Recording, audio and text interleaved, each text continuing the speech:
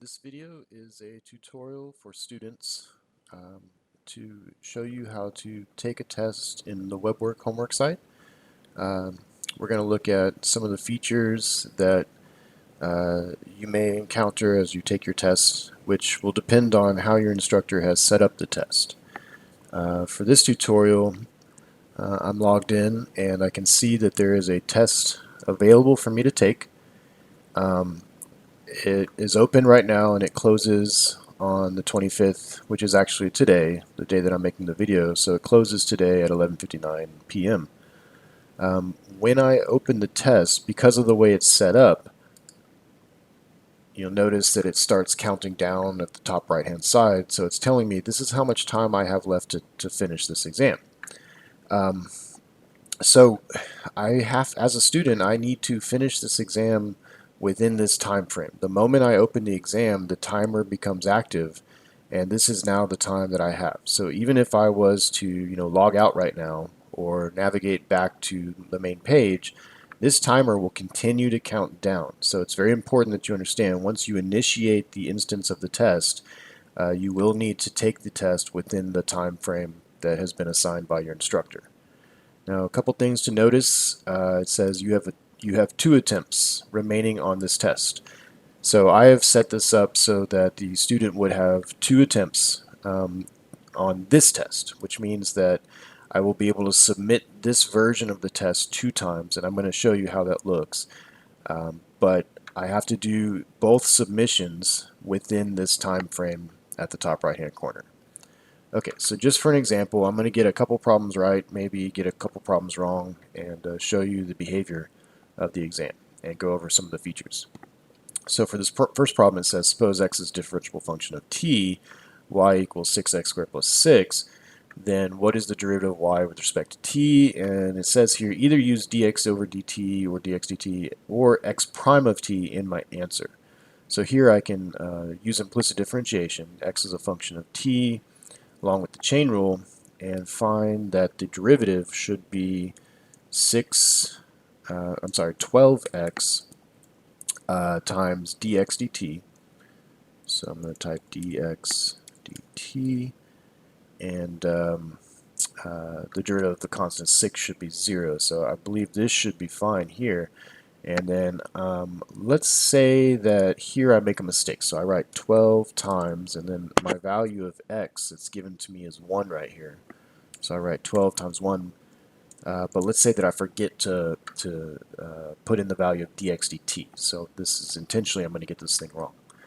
And, I could go in and answer some other problems. Let's do this one here. I can see a graph, and it's asking for the absolute maximum and value. Now, for the absolute maximum and min value, I notice I'm going to have to approximate some values here. And in this problem, I believe decimals will be accepted. Probably we'll have a note here telling the student that decimal approximations will be fine.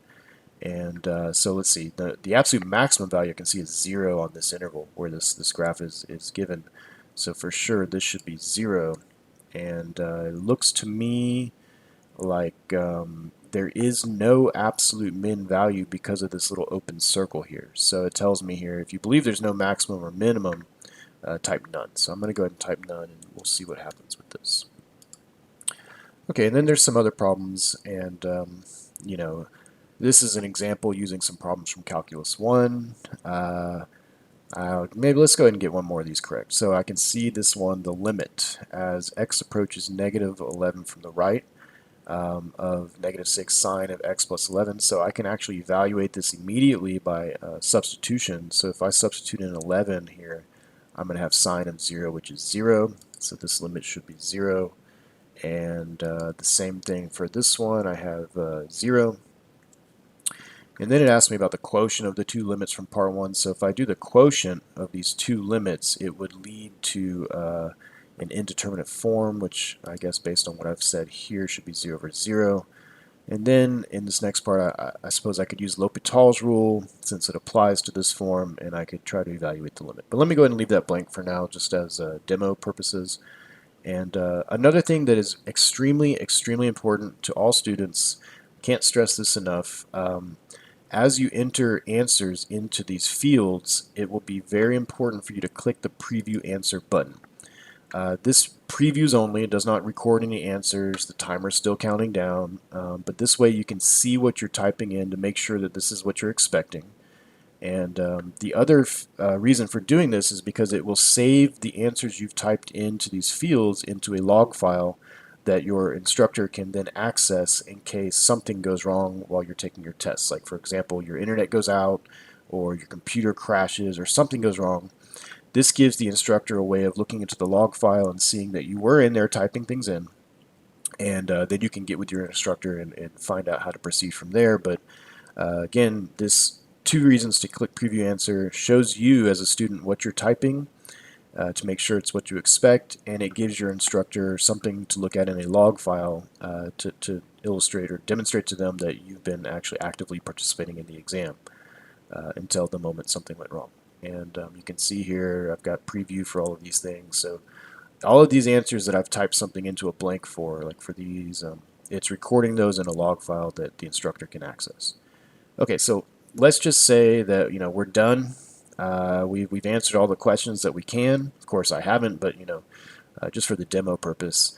And I'm ready to grade the test on my first attempt to see how I did. So I click grade test, and you notice the timer up here is still counting down. This test is still active. You still have 1 attempt remaining on this test. And this way you can see, like, oh, hey, I forgot to type something in right here. And if it's just a typo or something, it's not that you have an incorrect answer necessarily, but you overlook something. You forgot to incorporate the dxdt into this. So then you come back in here and you actually say, well, dxdt is -2, so let me put that in. And I can see also that I got these just fine, and I got these pieces correct, so everything there is looking okay. So let's say I'm comfortable now and I've edited all the problems I'd like to edit, and I'm ready to grade the test for the final time. And it's extremely important that you actually click the grade test button before the time limit expires. The problem is if the time limit runs down to 0 and you have not been clicking preview answers and you do not click grade test, your answers that you've typed in will not be recorded because you were not clicking preview answer. So, for example, I've left this one blank. Even if I type something in here, like let's say I type in something and obviously I'm just going to just type in a number here. I don't know if this is the limit or not, but let's just say something like this. If I forget to click preview answer, or I forget to actually grade the test before the time limit expires, this answer will not be stored in the log file, and there will be no record of this answer. So again, this is another reason why it's just so important that after every time you type something in, you click the preview answer button here. This is going to store those answers in a log file. Okay, now you notice that after I click preview answer on that one, it no longer tells me which ones I have correct and which ones I have incorrect. It just says, you're previewing your answers. So it's going to be really important that on a piece of paper or something, you write down which ones you got correct and which ones you got incorrect before you do the preview answer after your first graded attempt. Because you can see it did get rid of the correct and incorrect response. And so now I really have no way of knowing which ones were correct and which ones were incorrect. So it's just going to be up to you as a student to write down, like say, let yourself know, like problem number 9, parts 1 and 2 and 3, or 1 and 2 were correct, and part 3 was incorrect, and you'll have to go back in and then edit those. So again, preview answer, extremely important. Make sure after your first graded attempt you write down which ones you got right, which ones you got wrong. And then now if I'm satisfied with all of my answer choices, I'm going to go ahead and grade the test for the final time. You had 2 attempts. Notice that it says this is test, which is number 1. It can no longer be submitted for a grade, but you can still check your answers. So it tells me the time that I took on the test. It tells me my score on the test, so 3.75 out of 10. It lets me know that the test was recorded, so the instructor can now access that. You can see that we have fixed this problem here. We've got a correct answer now. And if I'd like, I can even print the test into a PDF format, which I could actually get a physical printout if I needed to.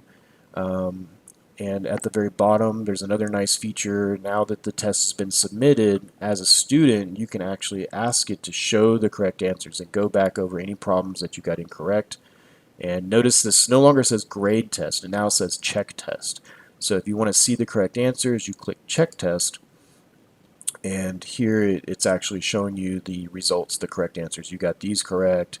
This one was incorrect, but this is the correct answer you should have tried to obtain in this problem, so forth and so on. Okay, so this again was a tutorial about demoing how to take a test as a student. Not everybody will necessarily have the same criteria as I had on this test. It really depends on how the instructor sets up the test, and you'll just need to talk to your instructor to see how they plan on submitting or building their test for your class, your specific class.